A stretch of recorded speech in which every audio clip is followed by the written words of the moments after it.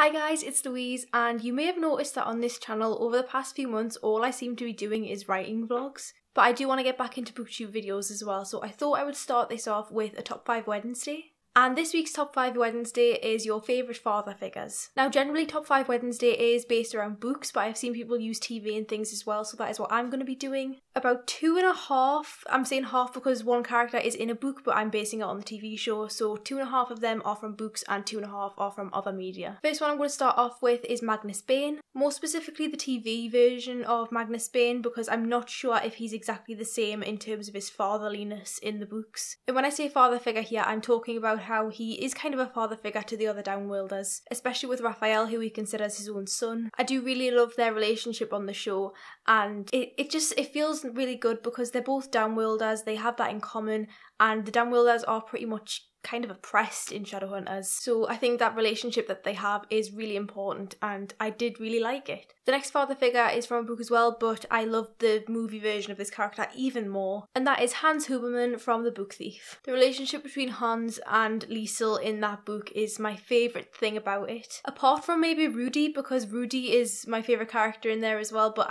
I love their relationship so much. If you haven't read The Book Thief or seen The Book Thief, it's not really a spoiler, but basically they have a really close adoptive relationship, and it's set during the Second World War, so it's really a bit of a tumultuous time in Germany, which is where these characters live. And what's really lovely about this relationship is that Hans actually teaches Liesel to read, because she can't read at the beginning of the book, and they start off by reading a funeral book that Liesel picked up somewhere, and from there he just fully teaches her how to read, and it's a really lovely journey. It's extremely heartwarming, but there are some twists and turns in the book that I'm not going to spoil, obviously, because it's a big part of the book, but I just love their relationship so much. The next father figure is one that I don't think is going to be much of a surprise for anyone really, and that is Sirius Black from Harry Potter. Both in the books and the movies, Sirius is just like the most fatherly, relatable person for Harry, because obviously his parents are dead, so the only living character, at least for a while, that Harry has is Sirius. And he does have Remus Lupin as well, who is lovely. I love Lupin, but I do feel like Harry has a more personal relationship with Sirius. I don't really feel like I need to go into this one much because it's just there for everyone to see,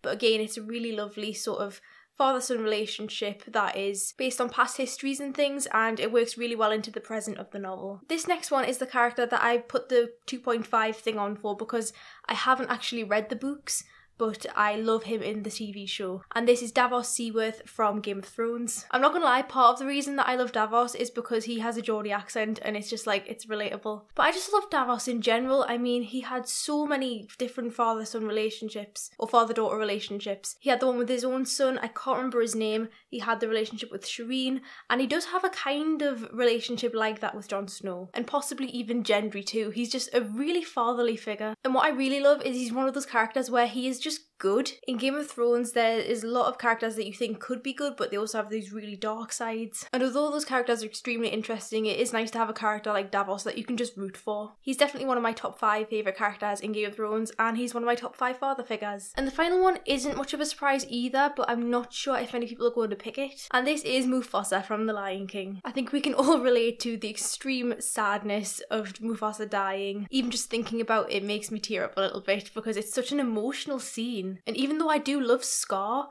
I still got really upset about Mufasa. What I really like about Mufasa in The Lion King and his relationship with Simba is that he's there when he's alive, but he also looks out for Simba when he's dead as well. And he's the kind of father figure that is quite stern, but also has a really soft side, which I think is great. And I don't think I can talk any more about Mufasa without getting a big case of the feels, so I'm just gonna stop. So those were my top 5 father figures in sort of books and other media. If any of these would have been in your list, or you have any other favourites, then do let me know in the comments. But for now, thank you so much for watching, guys. I really hope you liked this video, and I will see you next time.